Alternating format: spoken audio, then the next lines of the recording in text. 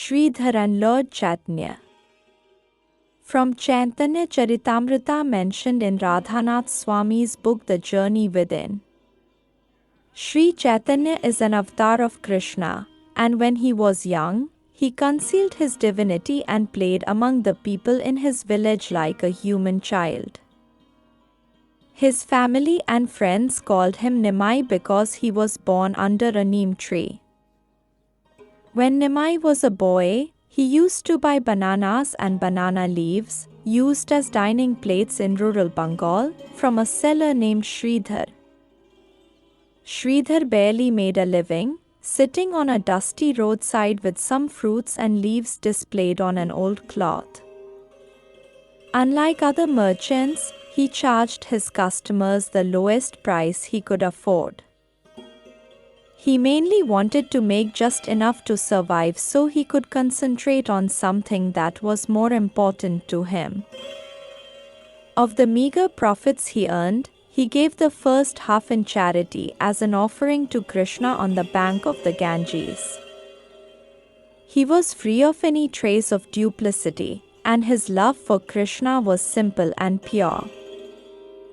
As an excuse to be with his devotee, Nimai came daily to Shridhar to bargain the price of his bananas. Sometimes Nimai would give half the price or Shridhar would just give them to him when the bartering turned to arguing. Shridhar didn't know that Nimai was his beloved in disguise, but in his heart he felt a mysterious love for this boy, and he found himself longing for Nimai's arrival each day.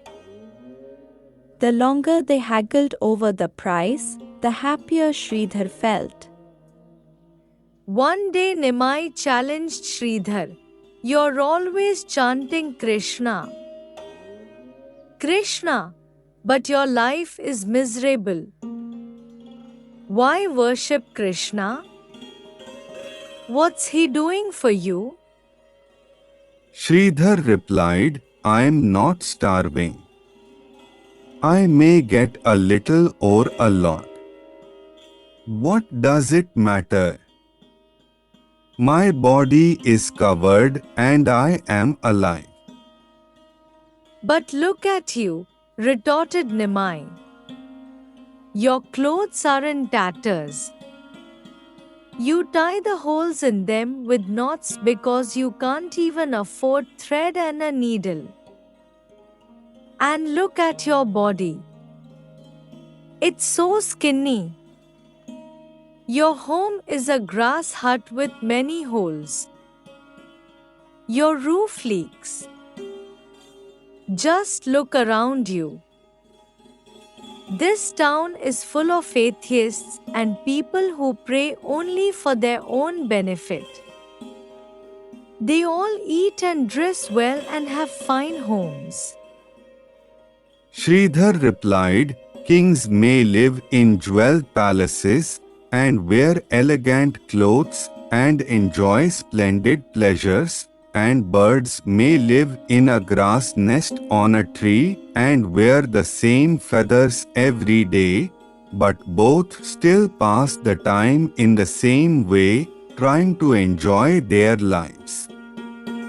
I am enjoying my life, and I am perfectly happy." Nimai challenged Shridhar further. "You can't fool me. I know you have a great treasure, but you hide it so you can enjoy it in secret.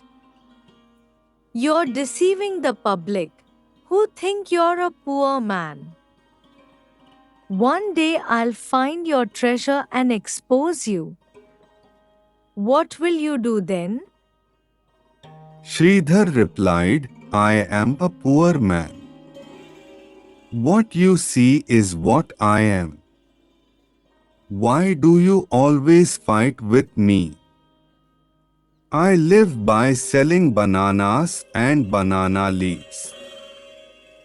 What is it you want from me? Take whatever you want. Don't pay for anything. I don't mind. Donate some bananas, roots, and leaves Nimai said, smiling. Then I won't fight with you.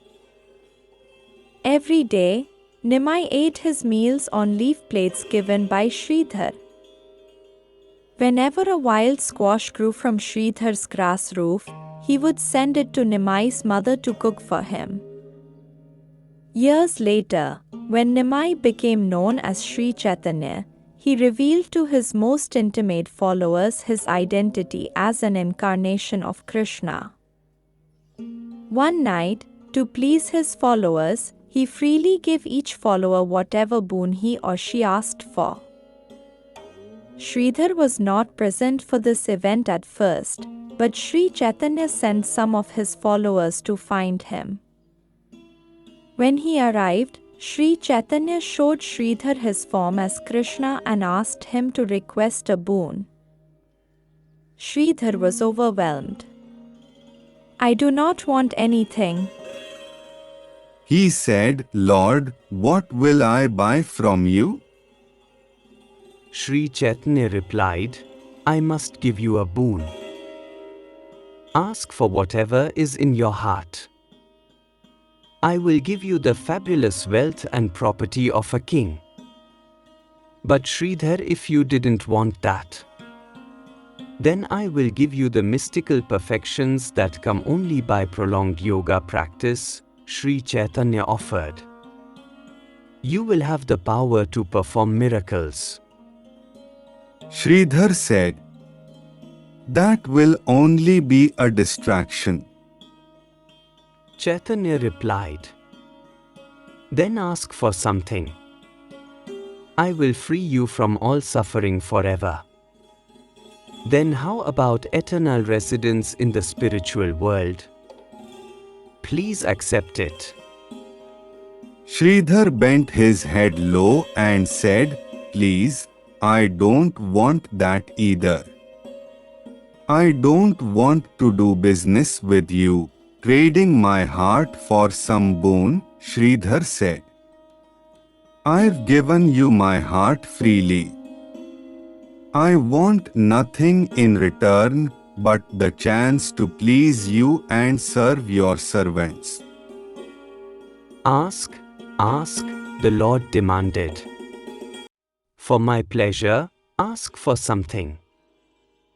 If I must ask, Shridhar whispered, you may give me this.